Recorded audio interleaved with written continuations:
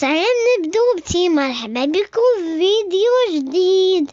اليوم كاين البرد. اليوم اختي غير ديال البصاره. هاد البرد ما ينفع معاه غير البصاره والقطنيه.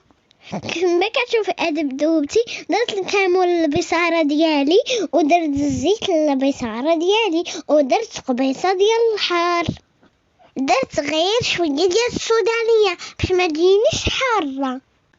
ماما كانت غادا تجيب لي كوش لخويا وقلت ليها والو نمشي معاك. ماما كانت ناويه تجيب غير لي كوش وانا نلصق ليها على هذا الشيء كامل.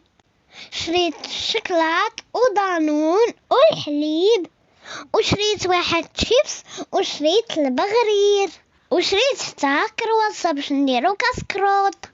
ايوا شنو نقول لك هذا بدوبتي الفلوس راها كطير.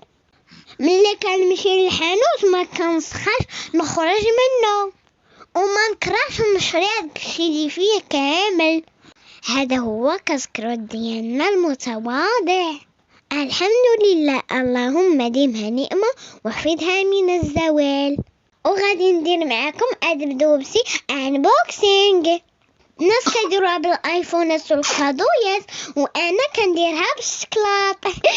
وديري لي ادب دوبسي ابوني بغيت ربي يسهل عليك. ودابا جا وقت العشاء انا اللي غادي نطيبو. اول حاجه غادي نصايب المايونيز. غادي نحتاج فيه بيضه وفرماجه ونص كاس ديال الزيت وقبيصه ديال الثومه وقبيصه ديال الملحه وشويه ديال الخل وطربوهم مزيان حتى يعقدوا. هو احسن واروع مايونيز. ايوا صافي ادب دوبسي غادي ندير بطاطا مسروقه مع شويه ديال الربيع وغادي نخلط هاد البطاطا بالمايونيز اللي صايبت معاكم. ونسيت ما قلتش ليكم راه درت حتى شويه ديال البزار. غير صايبوا هاد المايونيز اللي شاركت معاكم كيجي رائع. وهذا هو عشانا المتواضع.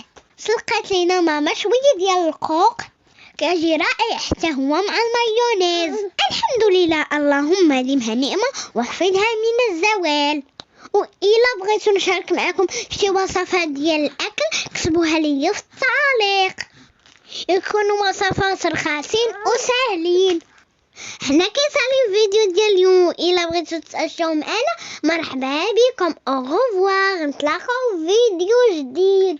ويا جي شفتك سخيتي بيا. يا جي ديري لي كومونطير. شفتك ما درتي لي كومونطير لا والو.